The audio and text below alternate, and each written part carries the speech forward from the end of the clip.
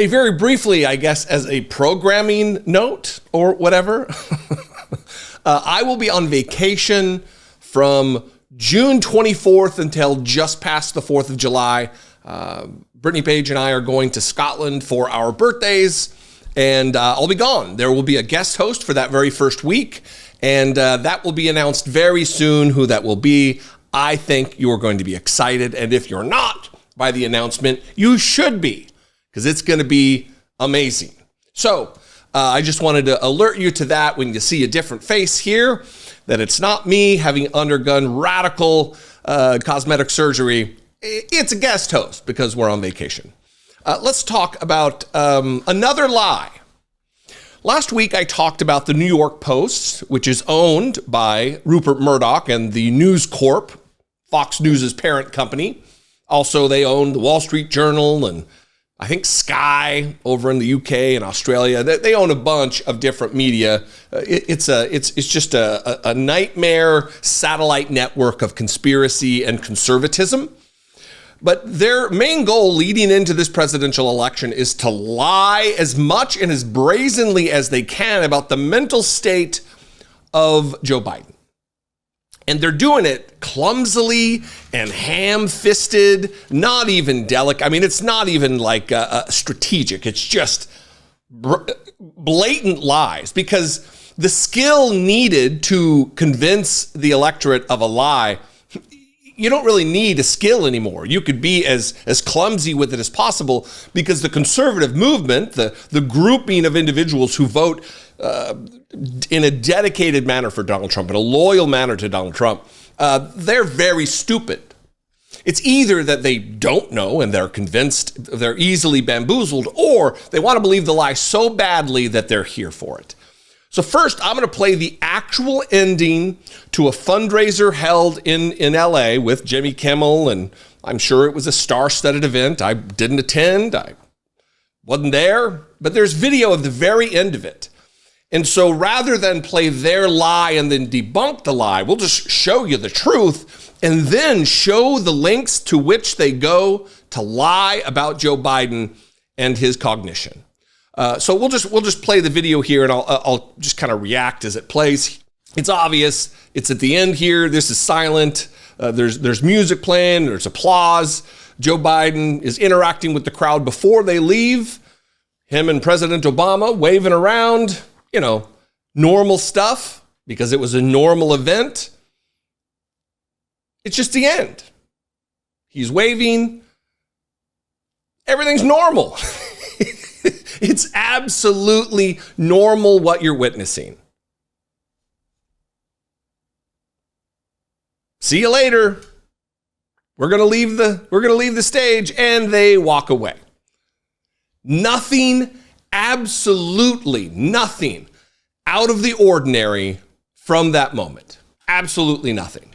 But if you watch the New York Post, soon to be the Washington Post, they're having right-wing Fox News people take over in editorial positions, but that's for another video. Wall Street Journal people are taking over in editor roles of the Washington Post. It's a nightmare. But the New York Post tweeted this, again, with the lie, just like they did last time. Biden appears to freeze up, has to be let off stage by Obama at Megabucks LA fundraiser. There's a lot wrong with that.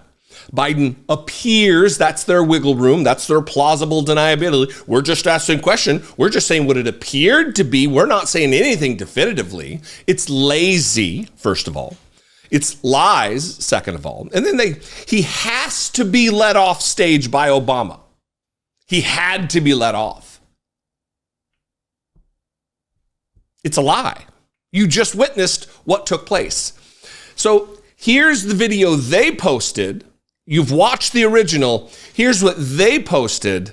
This is from the website. Same thing you just saw. Biden appears to freeze up, has to be let off stage by Obama at Megabucks LA fundraiser. Same thing. The tweet, President Biden appeared to freeze up on stage and had to be let off by Barack Obama at the conclusion of the fundraiser. And as the men stood to applause, Biden's gaze seemed to become fixed on the crowd for a full 10 seconds until former President Obama had to lead him off. That is not at all what you just witnessed. Again, leaning into a lie. Why not do what journalism is supposed to do and report the facts? And then they do this clumsy thing, this lazy thing where, and a lot of people were saying, many people were saying, he's totally gone, Brandon Blake says from Twitter, as though that's a reflection of reality, as though that's a reflection of accurate reporting of what took place. So now the New York Post thinks that reporting on what appeared to happen rather than what actually happened is good journalism. This is the standard that's set for News Corp. This is the standard set by the propagandists and the liars and the people who want to set America up for a fascist government after 2025. This is it.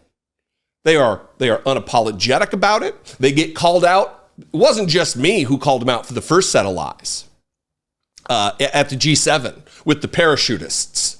It wasn't just me. And in the face of that, what do?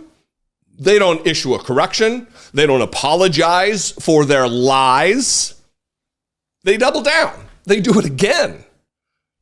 Because in their world, it is so important that Donald Trump take over. It is so important that Joe Biden not get reelected. They're willing to absolutely trash, to sully what just modicum, just tiny little soupçon of reputation that they have left. They don't care because it is so important to belly up, to just sidle up to power, that they don't care about the truth. They don't care about what their obligation is as a constitutionally protected occupation. They do not care.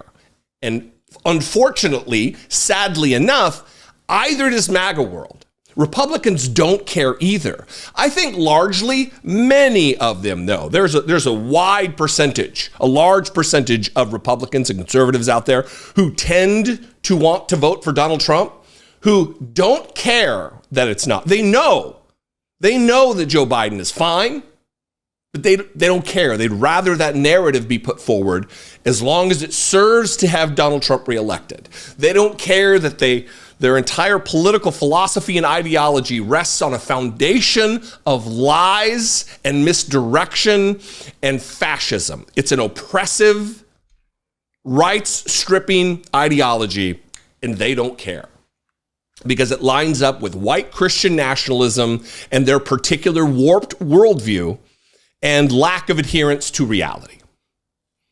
Shame on you, New York Post, as though the shame from me is going to make any difference whatsoever. The shame, when it comes from you, if you have a subscription to New York Post, cancel that subscription. If you live in New York, don't buy the rag. Money is what's going to make them change their minds. What do you think? We can have a conversation in the comments. I'd love to hear from you. You can also call, leave me a voicemail, 714-576-4054. As always, you can email me daily@dollemore.com. And if you appreciate what I do and you want to help me make these videos, you want to help me produce this content, you can click the join button below for $2 a month. You can become a channel member. You can go over to my Patreon page, patreon.com/IDoubtItPodcast. Follow me on social media. Make sure you're subscribed. It's inexplicable. I'll see you next time. Be genuine. Take care of one another. And I don't know why I'm still holding up my finger.